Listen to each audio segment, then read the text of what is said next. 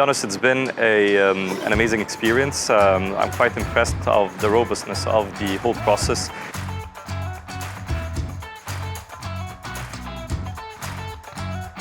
The exchange of ideas, the exchange of even some of the discussions that we're having were all interesting, and I always had a question in mind to how does the whole process of judging the work being submitted, is it fair, is it not, are there any biases? But it's absolutely 100% fair, absolutely transparent, and it's just quite an experience, to be honest, quite impressive. This is actually my third, and this is the first time I'm part of the grand jury, so I think from an experience perspective it's really different. In the past I was more part of the group who were judging and scoring, and I feel like there's more of a responsibility this time, kind of maintaining the integrity of the awards and integrity of Effies by kind of leading, new jurors who are first time to the Effies. So that's an exciting part of it. I think it's really fascinating to see kind of the evolution of marketing in the region.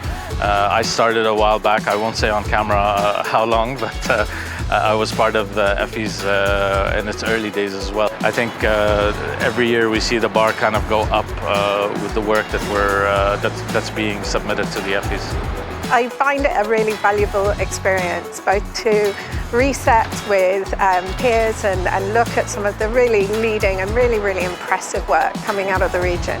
I find it inspiring, I find it challenging, and both of those are great things. When you look at the case studies, to separate the heart from the mind, and like making sure that you really judge on how the campaign achieved the objectives. So I think it's always back to the inside with the digital transformation that is happening here in the region, but also with post-pandemic, looking at the results and the return on investment on each campaign is really important. This is the first time that I'm judging on a regional level. I've done so locally. The main differences are that the level of ideas and the creativity is very high. The level of effectiveness and how it's measured and listed is very different.